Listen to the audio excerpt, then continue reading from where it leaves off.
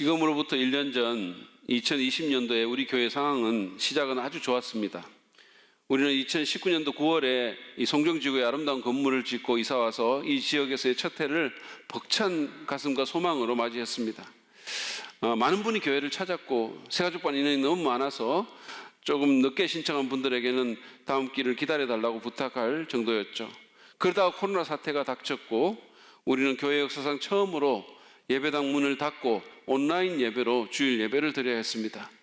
처음에는 몇 달 그러다가 말겠지 했는데 상황은 개선되지 않았고 오히려 더 나빠졌습니다. 그리고 지금도 상황은 계속해서 악화되고 있죠. 이렇게 상황이 안 좋아질 때 우리는 어떻게 해야 될까요? 점점 나빠지는 상황 속에서 우리가 아주 넘어지지 않고 승리하기 위해서는 무엇을 기억해야 하겠습니까? 그것이 오늘 말씀의 주제입니다. 사도 바울의 첫 번째 전도 여행을 기록한 사도행전 13장 4절부터 13절의 말씀을 통해서 답을 한번 찾아보도록 합시다. 본문의 시작은 2020년도 저희 교회의 시작처럼 아주 좋았습니다. 성령의 이끄신 가운데 안디옥 교회는 그 교회의 두 주된 지도자였던 바나바와 바울에게 안수해서 선교사로 파송합니다. 4절에 묘사한 대로 그들은 항구 도시 실르기아에서 표를 사서 배를 타고 지중해의 섬 구브로, 키프로스로 건너갔습니다. 본문 5절부터 12절은 이 키프로스에서의 사건을 기록하고 있습니다. 개역 개정에서 구브로로 번역한 키프로스는 바나바의 고향입니다. 키프로스는 때때로 마카리아라고도 불리는데 그 의미는 행복한 섬이라는 뜻이죠. 기후는 완벽했고 자원도 풍부한 아주 아름다운 그런 섬이었습니다. 지금의 하와이 같은 곳이라고 보면 됩니다. 처음에 그들은 살람이라는 도시에 가서 복음을 전했습니다. 키프로스에서 가장 큰 도시였습니다. 5절 하반부에 보면 바울과 바나바가 데리고 간 한 사람의 젊은 조력자가 나오는데 그가 바로 마가로 알려진 요한이었습니다. 마가 요한은 이때까지 좀 낭만적인 느낌을 가졌거나 선교에 대해서 좋은 그런 인상을 가졌을 것입니다. 그러나 키프로스의 수도인 바보에서 그들은 반대에 직면합니다. 그 반대자는 마술사이고 거짓 예언자인 바예수라는 그런 인물이었습니다. 이 사람은 유대인으로서 총독 서기오 바울의 영적 담당 보좌관이었습니다. 아마 미래에 대해서 점을 쳐주거나 예언을 했을 것입니다. 서기오 바울은 바나바와 사울을 청해서 복음을 듣기를 원했습니다. 총독이 구원받는 일이 있게 되면 복음사에게는 큰 돌파구가 열리죠. 그러나 그렇게 되면 고객을 잃게 되는 바예수의 입장에서는 가만히 있을 수가 없었습니다. 한 영향력이 있는 사람의 영혼을 두고 치열한 영적 전쟁이 벌어집니다. 8절에 묘사한 것처럼 영적인 진검승부가 벌어진 것입니다. 사울은 물러서지 않았습니다. 그는 용기 있는 지도자였었어요. 그는 성령으로 충만해서 이 마술사와 맞섭니다. 바울은 그를 악마의 자식, 정의의 원수로 불렀는데 그에게 선포한 대로 바예수는 얼마 동안 장님이 되었습니다. 하나님의 능력이 바울을 통해서 극적으로 드러난 것입니다. 총독은 그 엄청난 기적을 보고 주님을 믿었습니다. 그러나 그것만이 아닙니다. 12절에 쓴 것처럼 그는 주님의 가르침을 믿었고 그것에서 깊은 감명을 받았습니다. 총독의 회심 후에 선교팀은 키프로스를 떠났습니다. 13절 상반절에 나온 것처럼 그들은 바보를 떠나서 밤빌리아 지역의 버가로 갔습니다. 여기서 사건 하나가 일어났는데 그것은 요한이 팀을 떠나서 예루살렘으로 돌아간 것입니다. 13절 하반절을 읽겠습니다. 그런데 요한은 그들과 헤어져서 예루살렘으로 돌아갔다. 그가 왜 돌아갔는지 정확한 이유는 밝히고 있지 않습니다. 엄마가 보고 싶었을까요? 고향이 그리웠을까요? 사도행전 15장 38절을 보면 바울은 요한이 자기들을 버렸다고 그렇게 말을 하면서 2차 선교 여행 때 그를 다시 데리고 가기를 원치 않습니다. 요한은 사역의 어려움 때문에 포기했을 가능성이 많습니다. 자기가 생각한 선교와 실제 경험한 선교는 너무 차이가 있었던 거죠. 상황은 점점 안 좋아졌던 것입니다. 너무 힘들어진 것입니다.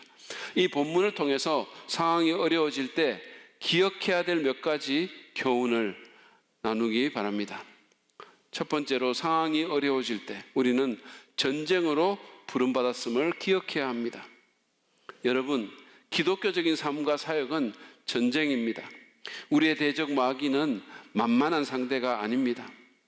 바울은 가는 곳마다 악한 영의 저항에 직면했습니다. 그것은 우리에게도 마찬가지예요. 베드로는 베드로전서 5장 8절에서 여러분의 원수 악마가 우는 사자같이 삼킬자를 찾아 두루 다닙니다라고 경고합니다. 사자가 먹잇감을 찾기 위해서 돌아다니는 모습을 한번 상상해 보십시오. 그 사자가 바로 당신을 공격하기 위해서 노려본다고 한번 생각해 보십시오. 모골이 송연해지지 않습니까? 영적으로 우리는 그런 상황에 놓여 있음을 인식해야 합니다. 기독교인의 삶은 늘 순풍이 부는 그런 삶이 아닙니다. 따뜻하고 쾌적한 거실에서 비발디를 틀어놓고 커피를 마시며 창밖의 아름다운 광경을 바라보는 낭만의 연속이 아닙니다. 여러분, 전쟁이 낭만적입니까? 전쟁이 쉽습니까? 군대 훈련소만 가보세요. 두들겨 맞고 철망 밑에 진창을 기고 공중에서 뛰어내리고 가스실에 들어가고 한겨울에 팬티 바람으로 연병장에 집합합니다. 훈련소가 그렇다면 진짜 전쟁은 어떻겠습니까? 기독교인의 삶과 사역은 결코 쉽지 않습니다. 사는 것 자체가 사실 쉽지 않지만 기독교인의 삶은 더욱 그렇습니다.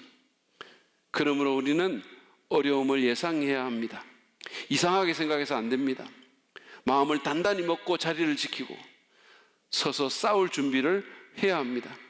그리고 날마다 하나님의 전신갑주로 무장해야 합니다. 그래야 상황이 어려워지더라도 승리할 수 있습니다.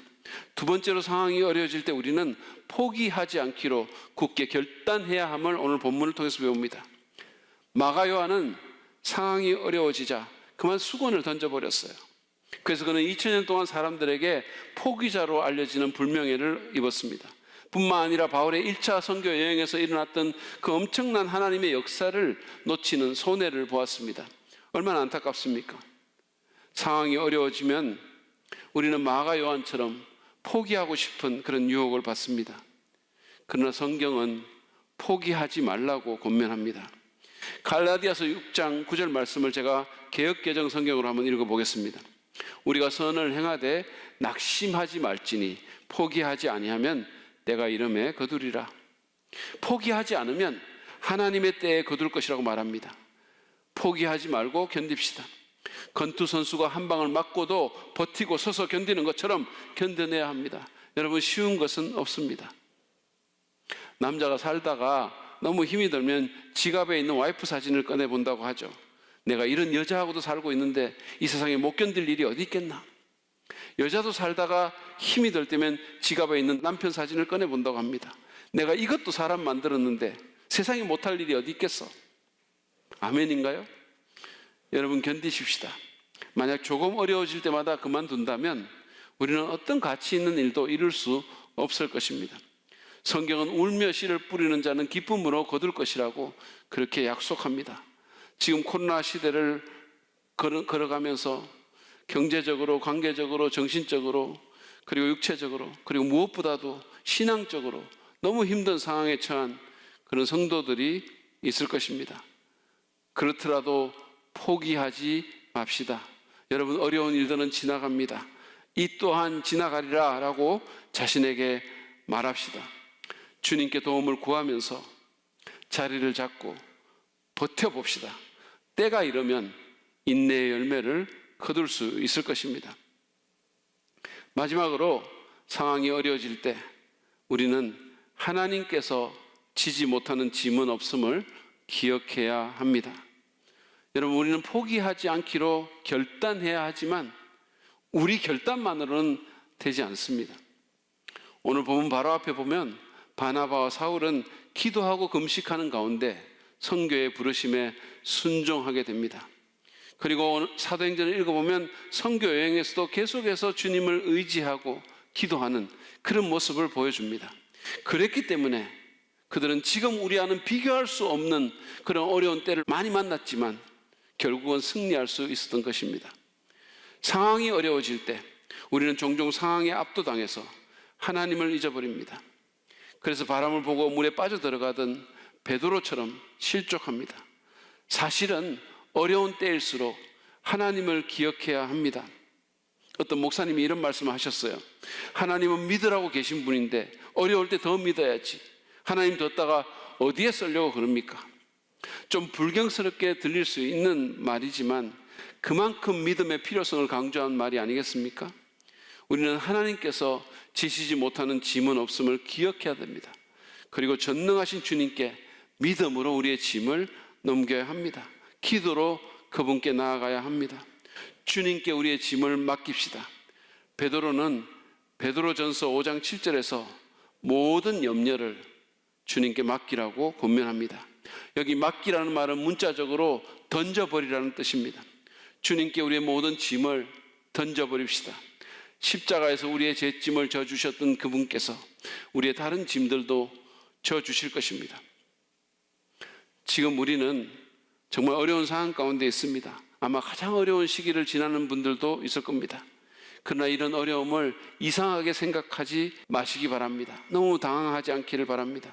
우리는 전쟁 가운데 있음을 기억하십시오. 어렵더라도 자리를 지키고 포기하지 마십시오.